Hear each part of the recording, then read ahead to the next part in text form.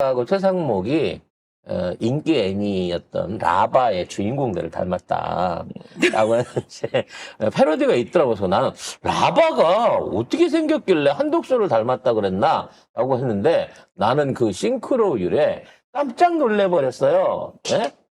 이게 얘는 라바고 한독수는 라바고 그 밑에 이제 라바 친구가 있거든요. 똘마니가. 걔가 얘는 최상목이다.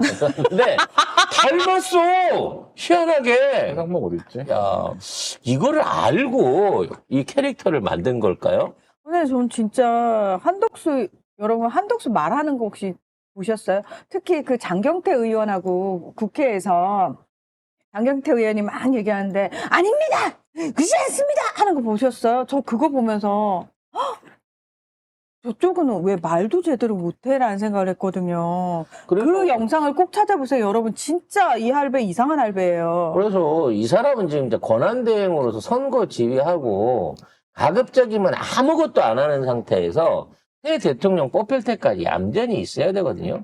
그런데 막 미국하고 강력한 동맹을 유지하기 위해서 협상하고 싶다. 뭐 이런 얘기를 하면서 글로벌 무역에 대한 얘기를 했단 말이에요. 심지어 자동차 지원 대책 뭐 이래가지고 정책 자금 2조 원, 뭐 기아 현대의 상생 자금 1조 원, 뭐 신규 투자 자금 3조 원, 전기차 보조금 확대. 사실 이게 뭐 법안이나 대통령이 하려고 해도 할 수 있는 규모가 아니거든요.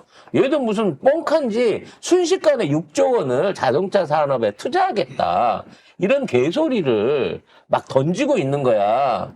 55일 동안 이 선거 관리해야 되는 총리가 할 수 있는 내용이 아닌 거죠. 근데 이제 이렇게 트럼프 얘기까지 붙여가지고 하는 거 보니까 진짜 한독수로 붙인 것 같아요. 예. 그래서 트럼프하고 관련해서 지금 현재 트럼프하고 말이 통할 수 있는 사람은 한덕수 뿐이다라는 쪽으로 해가지고 일제히 언론들이 이거를 쏟아붓고 있는 것 같습니다. 씨발 지랄하고 있네. 그러니까 결국은 여사님하고 여사님하고 그러니까 총리 부인하고 지금 파면당한 전 대통령 부인하고 합의가 된 것 같아요. 한독수 나오면 반기면 될 것 같은데. 그래서 뭐 저는 기쁜 마음으로 일단 나오셔라라고 하고 싶어요. 자, 나는 진짜 기레기들이 계속 이렇게 트럼프 갖다 붙여가지고 한덕수 띄우는 걸 보면서 이 새끼들이 정말 트럼프라는 인물을 모르는구나. 자, 트럼프는 어떤 사람이냐면 딥스테이트를 굉장히 싫어해요. 트럼프가 얘기하는 딥스테이트가 뭐냐면 기존의 미국 정치를 끌고 가는 주요 배후 세력이잖아요. 그 세력들에 누가 있습니까? 한덕수가 지금까지 본인 인생을 통틀어가지고 관통해가지고 가장 많은 도움을 받았고 밀착되어 있는 세력이 누군지 압니까? 트럼프가 그 맨날 얘기하는 그 딥스테이트 세력들이에요. 그러면 트럼프가 한덕수가 그런 인물이라는 걸 모를까요? 알아요. 이미 근데 한덕수를 믿는다고? 트럼프는 그런 사람이 아니에요. 너네 나라에 있으니까 냅뒀지. 얘가 미국하고 맞아. 어떤 고리로 돼 있는지를 알면 오히려 트럼프는 한덕수를 제거했을 겁니다. 당연하죠. 뭐 트럼프 얘기가 나왔으니까 뭐 우린 자유로운 방송이니까 약간 트럼프 얘기를 좀 튀어보자면 트럼프가 현재 그렇게 큰 소리 빵빵 치고 관세 때린다고 하다가 갑자기 관세 유예 조치를 3개월을 내렸어요. 그러니까 벌써 5개월째 말만 하고 계속해서 유예를 때리고 있는 겁니다. 중국만 125% 올렸죠. 그래서 중국도 85%로 올렸어요. 서로. 서로 올렸어. 근데 아직까지 부관 안 하고 말로만 뻥카를 치고 있죠. 근데 놀라운 건 이 발표가 나자마자 미국 증시가 12%가 뛰었어요. 우리나라 증시도 지금 막 폭발적으로 상승세를 보여주고 있습니다. 특히 삼성전자라든지 그 반도체를 비롯한 제가 전에 말씀드렸던 이 중간재들 관련한 주식들이 정말 끝도 없이 막 치솟고 있는 상황인 거거든요. 그러니까 이제 사람들은 트럼프가 뻥까 치는 놈이구나 라고 하는 거를 알아버린 거야, 이제. 그래서 그런 얘기도 있었어요.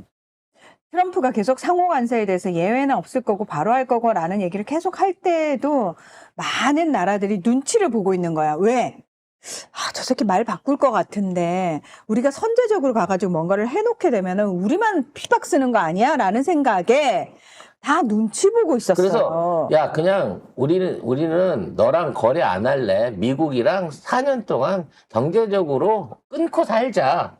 하지만 너랑 협상은 하지 않을 거야. 이런 분위기인 거야. 그러니까 트럼프 입장에서는 이 협박을 했는데 이 협박 카드를 보고 무릎을 꿇고 뭔가 상납을 해야 되는데 이제 사람들이 그냥 상대 안 할래. 뭐 미국제 없다고 못 사는 거 아니고 이러면서 슬슬 대접을 피해버리고 있는 거야. 그러니까 이러면 안 되는데? 라고 생각하고 있을 때 가장 먼저 무릎 꿇고 접근해 온 게 대한민국이라는 거지. 한국이었어요, 한국. 한국가 한국은 미국에 안 맞서겠다고 했잖아요. 이거는 뭐 아예 무릎 꿇은 거지. 까라는 대로 까겠다는 거죠. 이거 CNN 인터뷰에서 한 거거든요. 그러니까 전 세계에 한국이 모질이다. 그 얘기를 대놓고 전 세계 언론에다가 뿌린 겁니다. 그러니까 한덕수가 CNN 인터뷰에서 한국은 미국이 부과한 관세에 맞서 싸우는 중국을 따르지 않을 거다. 그리고 그러면 한중일 경제통상장관 회의 했잖아. 특별한 회담이 아니라 정상적인 회담이고 반격의 연합이 아니야. 미국과 분명히 협상하고 싶다. 우리는 미국과 굉장히 강력한 동맹이다. 그리고 이 맞대응은 정말로 글로벌 무역을 위축시킬 수 있다는 얘기를 하면서 저희가 자동차 산업 지원을 위한 긴급 대응 대책을 발표했습니다. 이딴 식으로 먼저 갖다 바쳤다라는 거죠. 그러니까 이거는 실제 대통령이 한다고 하더라도 이 재원이 과연 난리 날 건데. 작년만 해도 104조 원 세수가 뻥크가 나가지고 적자가 났다는데 올해도 최소 35조 이상은 이미 예상돼 있고 경기 나쁘고 변수 생기면 더 펑크 날 수 있는 상황이라는 거야. 그러면 지난 3년 동안 200조 가까운 펑크를 내버린 거야, 이 정부는. 근데 이걸 어떻게 커버리지를 칠지를 모르는 상황에서 지금 최상목에는 10조만 있으면 어떻게든 내가 살려볼게요. 10조만 빼주세요. 이러고 있다는 거죠. 그래서 지금 최상목에 대한 탄핵안이 더 강력하게 올라오고 있는 겁니다. 그러니까 권한대행의 역할을 잘못해서가 아니라 얘를 기재부 장관으로 앉혀놓으면 2달 안에도 대한민국을 IMF로 골로 보내버릴 수 있는 놈이 이놈이라는 거예요. 최상봉은 그렇게 되면 자기가 달러 버니까 좋지. 그래서 지금 최상목을 그냥 탄핵을 시키는 게 아니라 탄핵 청문회를 열기로 했습니다. 민주당이. 그래서 최상목을 불러가지고 민주당 내의 법사위 안에서 사보임을 해서 일부 통상 전문가나 통계 전문가 의원, 김영환 의원 같은 분들을 이제 바꿔가지고 법사위에서 도대체 지금 기재위가 얼마나 지난 2년 반 동안 나라 돈을 개판으로 헤쳐먹었는지 거기에 관련된 내용들을 청문회를 해서 국민들한테 공개하려고 하고 있는 거야. 근데 그 16일이에요. 너무 길어. 그래서 어찌 됐거나 지금 최상목에 대한 이러한 그 재정에 관련된 사실들을 청문회에서 제대로 밝혀내게 되면 얼마나 이 정권이 무능한 정권이고 경제를 망쳤는지를 확인할 수 있는 또 하나의 증거가 될 겁니다. 근데 이렇게 해놓고 사실은 탄핵되기를 바라는 것 같아요. 한덕수는.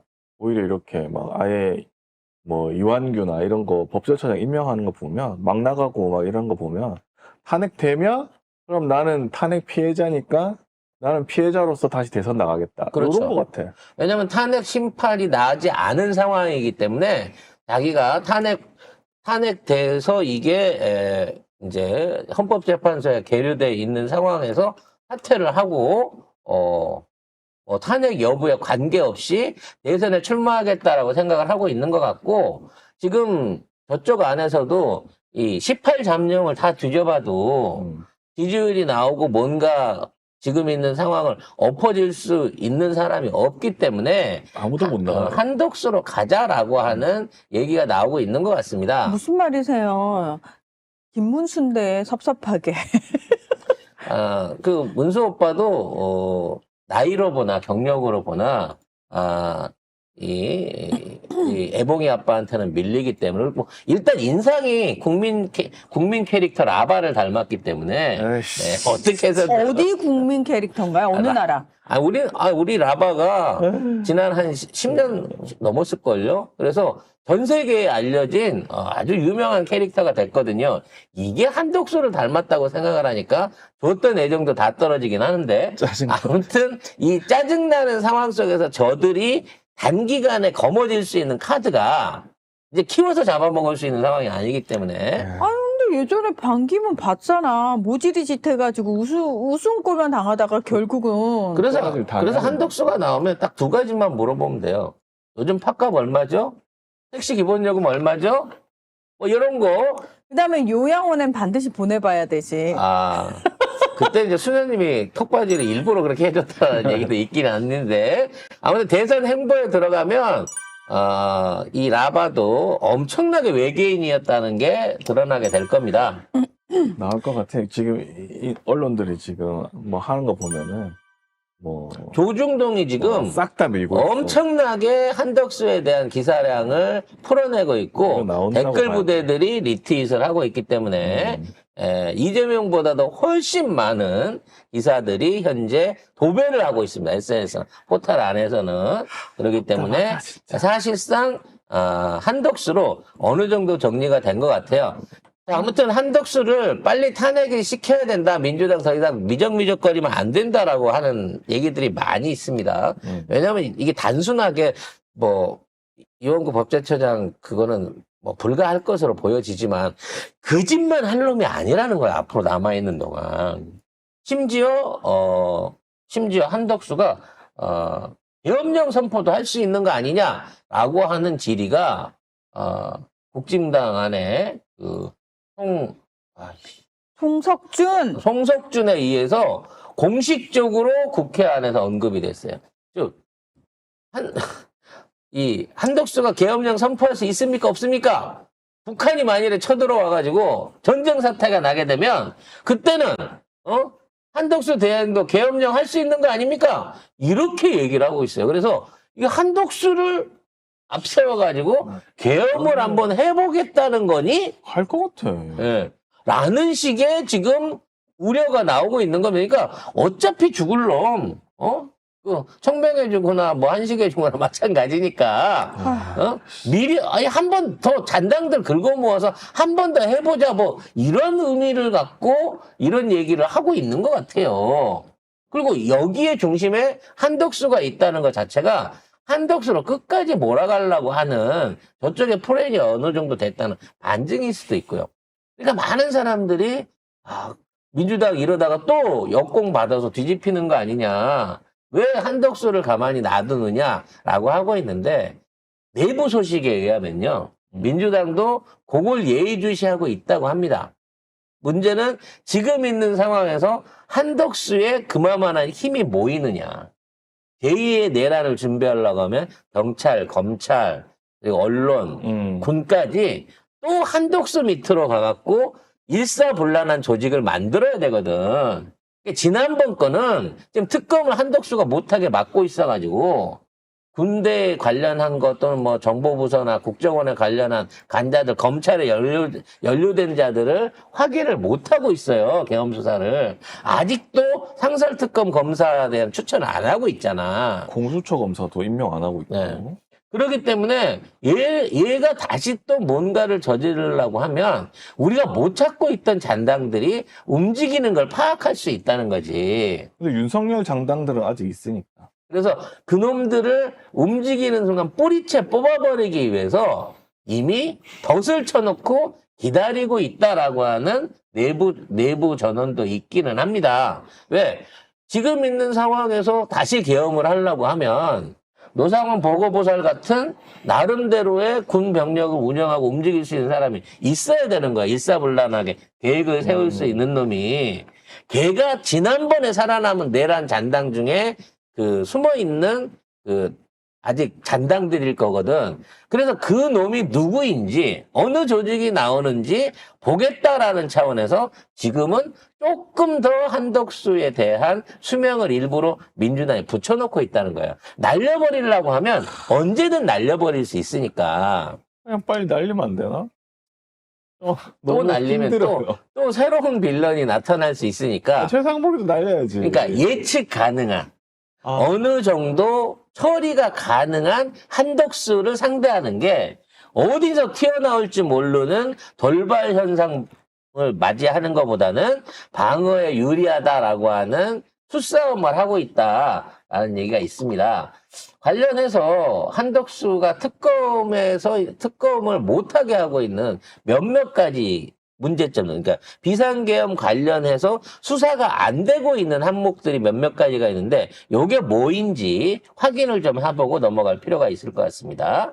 12.3 비상계엄 관련 수사가 확대되고 있지만 핵심 인물들의 침묵과 권한대행의 비협조로 정체 상태에 있습니다. 노상원 전 정보사령관 수첩에는 북한 공격 유도 등 외환죄 성립 가능성이 있는 정황이 있지만 본인이 진술을 거부 중에 있고요. 윤석열이 경찰 수뇌부의 계엄 이유로 가정사를 언급했다는 의혹, 그리고 추경호 전 원내대표의 계엄 해제 방해 의혹 등도 수사가 굉장히 교착 상태에 빠져 있습니다. 국정원장 조태훈과 김건희 간의 비상계엄 당일 문자 교환 사실도 헌법 재판 과정에서 새롭게 드러났죠. 자, 검경 고위직 다수가 계엄 가담 혐의로 고발이 됐고, 검찰총장은 윤석열에 대한 직권남용 혐의로 고발이 됐습니다. 자, 국회를 통과한 특검법이 4개월째 출범을 못하는 이유는 한덕수가 위헌 소지를 이유로 특검 후보자 추천을 거부하고 있기 때문입니다. 계엄 특검을 해야 되는데 이걸 못 하고 있잖아. 한덕수가 그러니까. 맡고 있으니까. 그러니까 사실상 내란범에 대한 수사를 맡고 있는 거예요. 근데 지금 있는 상황에서는 다 얘를 밀어내고 누구를 대응을 세워놔도 안 할 거라는 거지.